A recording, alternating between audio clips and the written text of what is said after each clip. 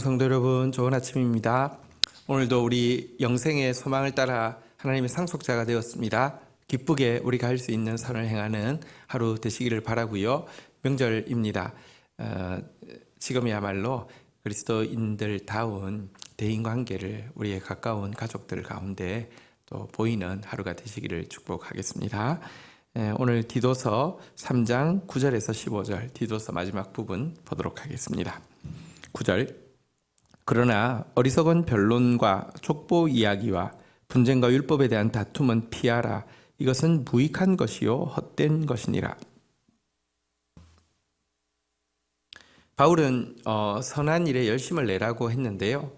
자칫 이것이 선한 일이 종교적인 어떤 주제를 가지고 종교적인 어떤 논쟁을 하는 것이 선하다고 착각할 수가 있는데요. 이것은 무익한 것이고 헛된 것이다라고 이야기하면서 이런 부분들은 피하라라고 이야기를 하고 있습니다. 여기 보니까 변론, 족보, 이야기, 또 율법에 대한 분쟁과 다툼 이런 부분이 나오는데 여기에 대해서 좀 설명을 드리겠습니다. 유대인들은 자기 족보를 성경의 위인과 연관시켜서 조작하는 일을 굉장히 좋아했습니다. 그래서 자기가 아브라함의 몇 대고, 그 다음에 어떤 유명한 어떤 선지자의 몇 대고, 뭐 이런 식으로 연결하면 자기가 축복의 후사가 되는 줄로 착각하고 있었습니다. 혹은 율법과 관련해서 안식일에는 뭘 해야 되고, 뭘 하지 않아야 되고, 혹은 음식과 관련해서 깨끗한 것은 뭐고, 부정한 것은 뭐고, 이런 것에 대한 율법적 토론을 굉장히 열심히 했고요. 이 같은 일을 하고 있으면 자기가 굉장히 홀리한 사람, 종교적인 사람이라고 착각하는 경향이 있었는데요. 바울은 이런 변론은 이익은 하나도 없고 시간 낭비만 하는 것이라고 지금 이제 단언을 하고 있습니다. 그리스도인들은 선한 일에 열심을 내야 되는데요. 이 일을 위해서는 무의미한 피상적인 논쟁, 담론들에는 얽히지 말아야 하고요. 실질적인 일에서 선행을 통해서 하나님의 영광을 드러내야 합니다. 이 사실을 잊지 않아야 되겠습니다. 10절, 11절 한번 보도록 하겠습니다. 이단에 속한 사람을 한두 번 훈계한 후에 멀리하라. 11절.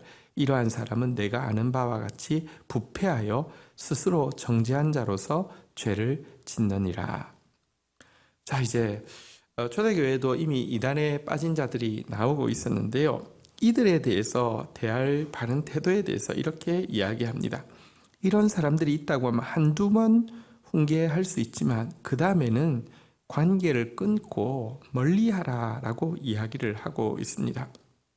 왜냐고 하면 이런 사람들은 교리적으로 잘못된 것도 문제지만 실생활에서도 습관적으로 죄를 범하고 있는 부패한 무리이기 때문에 또 사실 고의적으로 범죄함으로 말미암아 스스로를 정죄하고 있는 사람이기 때문이다라고 이야기를 하고 있습니다.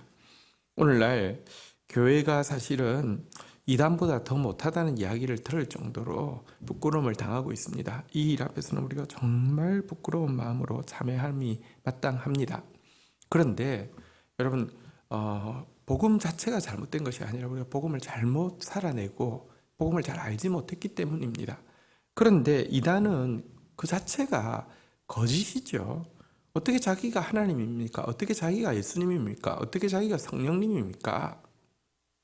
그리고 여러분들 이단은 율법주의 계열의 이단이 있고 영지주의 계열의 이단이 있는데요. 둘 다 공통적인 것은 이단이 왜 매력이 있냐고 하면요, 이 사람을 두려움으로 얽어매고 또 자기들 시키는 대로 하면 자기가 하나님이 될 수 있다는 교만을, 나만큼은 확실히 구원받는다는 교만을 심어주기 때문입니다. 너희들 아무리 인격을 갖추고 아무리 세상적으로 훌륭해 보이고 아무리 신앙적으로 이렇게 잘 안다 할지라도 너희들은 다 지옥 가는데 나는 확실히 구원받아, 이런 교만을 심어주고요. 그와 동시에 자기들이 시키는 대로 하지 않을 때는 저주받는다는 이 두려움을 심어주죠. 이 두려움과 이 교만, 혹은 또 이단에서는요, 조금만 더 들어가면요, 탐욕과 그 정욕에 대해서 정죄하지 않습니다. 너는 이걸 믿었으니까 얼마든지 가져도 되고, 너는 이걸 믿었으니까 얼마든지 하고 싶은 대로 해도 돼. 이걸 허용해 줍니다. 율법주의는 사실은요, 굉장히 사람들을 얽어매면서도 동시에 동전의 양면이요, 굉장히 사람들을 방종하게 만드는 것이 율법주의입니다. 그래서 철학이 금욕주의라는 철학이 있고 쾌락주의라는 철학이 있는데요. 사실 이 금욕주의와 쾌락주의는 완전히 반대말이지만 동전의 양면이어서 같이 간단 말입니다. 이단은 처음에는 막 이렇게 뭘 하면 돼, 뭘 하지 말아야 돼 이렇게 하고는요, 자기들이 가르치는 핵심이 뭡니까? 따라가다 보면 이만희가 하나님이거나 여러분 장필자가 하나님이거나 그것만 딱 되고 나면요, 이 고백만 딱 정확하게 되고 나면요, 그 다음부터는 뭘 해도 된다는 것입니다. 그래서 스스로 부패했고 스스로 정죄한 자라고 이야기를 하는 것이죠. 가족 가운데 이단에 빠진 사람이 있는 경우에는 우리가 끊임없이 기도해야 합니다. 그래서 하나님이 원하시는 바라고 믿습니다. 그런데 여러분들, 이것에 대해서 우리가 한두 번 권면할 수 있고 또 훈계할 수 있지만 그 말 가지고 되는 부분이 아닌 것도 분명히 알아야 합니다. 말보다 더 강한 행동으로, 사랑으로, 또 말보다 더 강한 기도로, 하나님께 맡김으로 나아가야 될 문제이지 논쟁해가지고 될 문제가 아닌 것을 성경은 이야기하고 있습니다. 자, 12절부터 한번 보겠습니다. 내가 아데마와 두기고를 내게 보내리니 그때에 내가 급히 니고볼리로 내게 오라. 내가 거기서 겨울을 지내기로 작정하였노라. 자, 이제 바울이 차후의 계획에 대해서 이야기합니다. 아데마나 두기고를 이제 그리로 보내겠다는 것입니다. 그러면 너는 그분들과 사역을 교체하고 급히 니고볼리로 와서 나를 도우라고 이야기하고 있습니다. 바울이 그곳에서 이제 겨울을 보내게 될 것이라고 이야기하고 있는 것입니다. 자, 여기 나온 아데마, 두기고는 성경에 몇 번 나오는데요, 그레데로 바울의 파송을 받아 간 적이 있고요, 오늘 본문에 나오죠. 또 에베소 교회, 골로새 교회에도 바울의 편지를 전달한 또 훌륭한 동역자였습니다. 자, 그리고 나서 이제 13절에 보니까요, 율법 교사 세나와 및 아볼로를 급히 먼저 보내어 그들로 부족함이 없게 하고라고 이야기하고 있습니다. 지금 이 그레데 지역에서 유대인들이 율법주의 이단에 잘 빠지고 있는데, 이 일에 대해서는 율법 교사인 세나나 아볼로가 가장 잘 가르칠 수 있기 때문에 그들에게 부탁하여서 그들로 하여금 이 그레데 교회에 와서 성도들을 분별력을 가지게 하는 교육을 좀 부탁했던 것을 여기서 볼 수 있습니다. 자, 그런데 이들이 올 것에 대해서 이야기하고는요, 14절, 또 우리 사람들도 열매 없는 자가 되지 않게 하기 위하여 필요한 것을 준비하는 좋은 일에 힘쓰기를 배우게 하라. 바울은 이 세나나 아볼로를 보내는 것을 통하여서 두 가지 효과를 기대하고 있습니다. 첫 번째는 그들이 율법주의 이단에 지금 빠지고 있는데 정통 유대인 율법학자들이 와서 그들을 가르침으로 말미암아 이 오류에서 벗어나게 하는 것도 있고요. 또 한 가지는 외부에서 이렇게 말씀의 지도자가 왔을 때에 그분들을 공개하고 그분들을 잘 섬겨서 그분들이 이 사역을 기쁘게 잘 감당할 수 있게 하는 것, 이것 자체도 그레데 교회의 중요한 이렇게 훈련이고, 이것 자체가 그레데 교회가 행할 수 있는 선한 일이기 때문에 이것도 교육을 받아야 된다, 그 이야기를 하고 있는 것입니다. 여러분들, 공동체가 다른 사람을 환대하고 그분을 또 존중하고 그분을 통하여서 그분의 사역이 열매 맺도록 도와주는 것도 그냥 되는 게 아닙니다. 훈련이 있어야 합니다. 저희 공동체는 이게 환대하고 또 섬기는 부분들이 어쨌든 자연스럽게 몸에 잘 배어 있어서 외부에서 오시는 강사들이 참 기쁘게 생각하고 또 참 위로를 받았다. 또 하나님이 다른 곳에서보다 훨씬 더 강하게 역사하심을 느꼈다. 그런 간증들을 많이 합니다. 그래서 참 고마운 일이고 기쁜 일입니다. 앞으로도 더 잘 하시기를 바라고요. 교회에 또 새롭게 헌신하신 분들은 이제 그런 부분에서 또 자라가는 그런 일이 있어야 합니다. 자, 이제 마지막 15절입니다. 나와 함께 있는 자가 다 내게 무난하니 믿음 안에서 우리를 사랑하는 자들에게 너도 무난하라. 은혜가 너희 무리에게 있을지어다. 자, 이제 다시 마지막으로 바울은 자기와 함께 있는 동료들과 함께 디도에게 문안하고 있고요. 또 디도에게도 또 이제 서로 쌍방간의 문안을 요구하고 있습니다.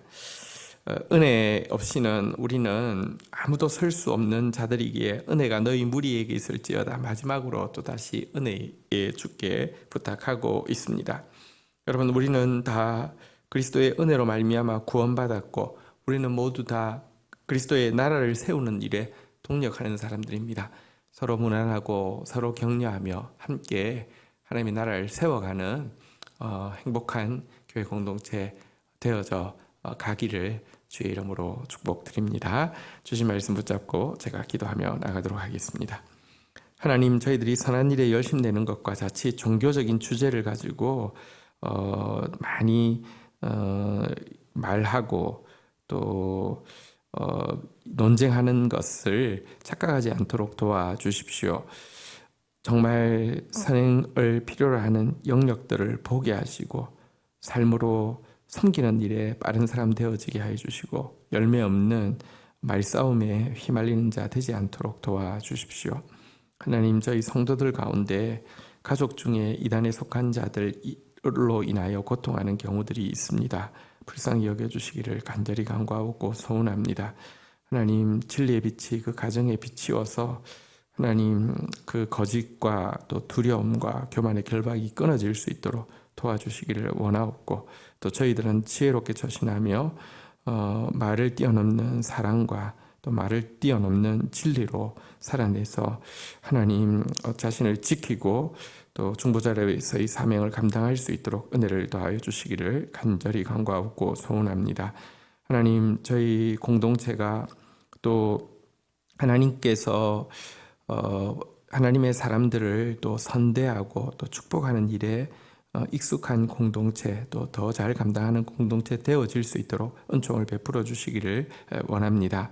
또 저희들이 하나님의 일꾼들을 이렇게 또 섬기고 또 하나님께서 보내시려고 하시는 곳에 또 보내고 이런 일에 대해서도 또 언제든지 순종할 수 있는 그런 사람들 되어질 수 있도록 은혜를 더하여 주시기를 원합니다. 하나님, 디도가 또 부르는 곳으로 언제든지 달려가고 또 다른 사람들을 또 언제든지 잘 세우는 것과 같은 그런 모습으로 빈 마음으로 또 순종하는 모습으로 또 주의 교회를 섬기는 주의 성도들 되어질 수 있도록 언제든지 축복하여 주시기를 간절히 간구하고 소원합니다. 명절 기간 중에 있습니다. 가족들 가운데 그리스도의 사람으로서 선의 사람으로서 살아드릴 수 있도록 축사하여 주십시오. 은혜가 오늘도 온 성도들 가운데 머무르게 하여 주옵소서. 예수 그리스도의 이름으로 기도 올립니다. 아멘. 감사합니다. 금요 부흥 집회 정상적으로 드리겠습니다. 계신 곳에서 또 영상으로 함께 해주시고요. 또 설날 가정 예배 순서 가지고 또 가족들이 함께 또 예배하는 시간 가져주시기를 부탁드리겠습니다. 감사합니다.